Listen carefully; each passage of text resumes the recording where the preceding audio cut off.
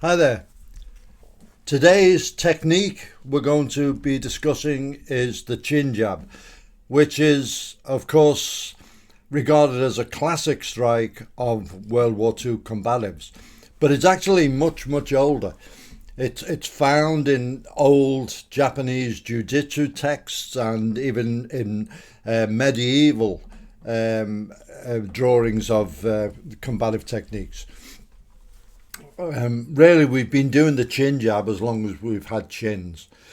In Goju Ryu, we did the chin jab a lot. It comes into a lot of the techniques. But it was really only when we started streamlining it down into combatives that really we concentrated on it as a mainstream technique. So one of the main things about the chin jab is it operates within the opponent's reactionary gap because it comes from our lower peripheral vision. Now, our vision is a little bit like a wide angle lens on a camera. It's here, and anything coming from underneath is a surprise. So if you just take your own hand and put it on your chest and do a chin jab and notice where you first see your fingers, you only see your hand actually after it's actually made contact and struck you. So it's a tremendously effective and surprising technique, particularly as a preemptive, but it can be done in fight as well. So the important thing is to get the angle right. If you come in at any kind of an angle, the vision will pick it up. So it's got to be that vertical strike, which we will now show. Okay, with the chin jab, we're going to talk about the angle on a human target. Now, it's very, very important that it's a vertical strike. And to ensure this, if you're working with a partner, get your elbow actually on the chest. And that will give you the vertical. And whether you've got a full strike here, happy days, if you can get that much in, or if his arms are in the way or whatever, you're doing it from a fence, then it's the short strike. But still you get that contact there. The other thing is we don't stop on the target, we continue follow through as much as possible. And also extend your knees, put some body move into it. The direction of the strike is vertical, so you want your body moving vertically up into as much as possible. So from your normal stance where your knees are slightly bent, just extend them. Okay, push down with your feet. In there. So practice the placement with your partner as well as on the pads.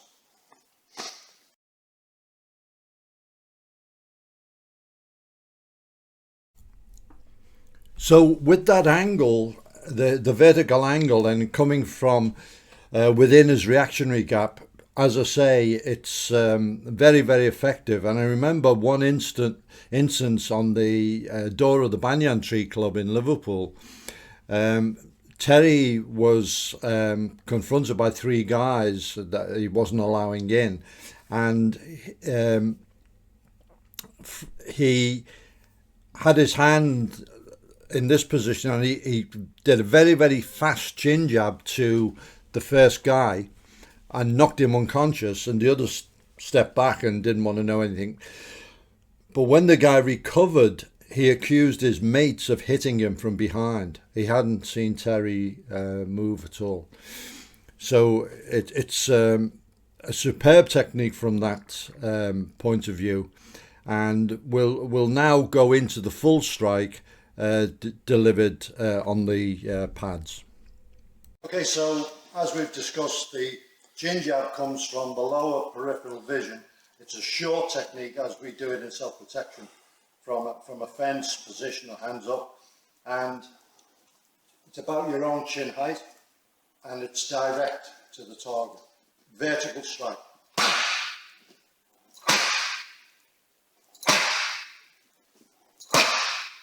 Okay, striking and follow through, that's important. Keep your elbow in tight.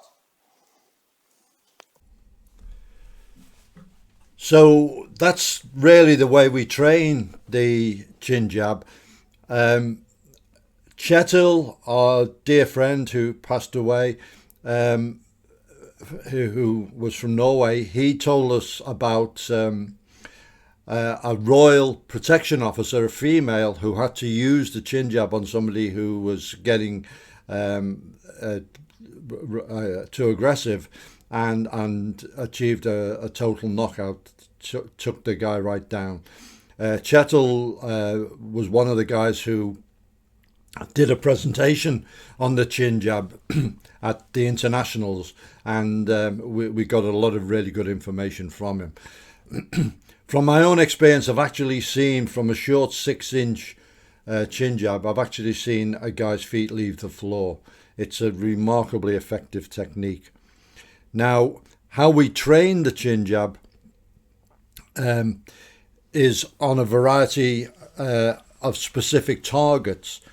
As you saw in the previous video, I was using a target that we have, and there are a number of them. One of probably the best that we can have is this, which is called the hammerhead. It has a handle inside here, and your partner holds it, and it gives you the chin, it gives you a nose if you're striking that. You can use it for any of the combative strikes. We practice elbows on it, we practiced the throat strikes on it, but it's particularly good for the Chinjab. I was given this in the United States by our good friend Court over there. Less expensive is this one, which is from British martial arts suppliers, and it's got an internal handle that you hold there, and there's enough here of a shelf to simulate the chin. Again, you can do other strikes on it, but we only ever really use this for the Chinjab. And then the earliest one, the one I actually made myself before we got those, I took a pad, an ordinary striking mitt, focus mitt, and I built up a face on it by using just polythene bags, compressed them, yards of tape and everything, made a face on it, and incorporated elastics on the back to hold on to, and your partner holds that, and again you've got the target for the Chinjab. So that's the specific targets that you need for Chinjab training. You can just use the edge of a focus mitt if all else fails.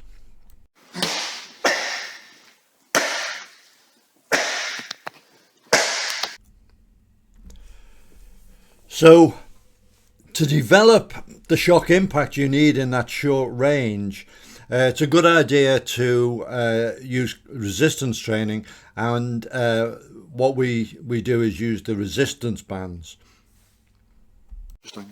Okay, this is the exercise for the Chinjab, using the elastic band which is anchored by your foot, and we just do it in slow time just to get the power emphasized in the strike.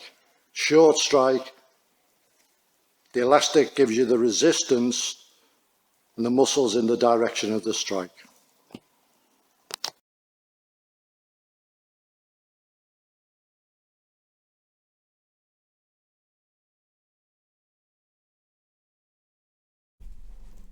So that's the basics of the Chinjab, the classic strike. There's a lot more to go into. As it was taught during wartime, Fairbairn, for example, he suggested augmenting the Chinjab by using a teacup. He said the enemy, they won't give you a glass, but they will give you a cup of tea or coffee. And if you hold a teacup in your hand and use it as a Chinjab, the china is actually sharper and more deadly than glass, and the base of the teacup stops your hand being being cut. So he taught that for escape and evasion techniques. There are follow-ups, there are combinations, there are various variations of the Chinjab, and we'll go into all of that on a subsequent video. But I hope you've enjoyed this presentation on what is one of the classic combative strikes.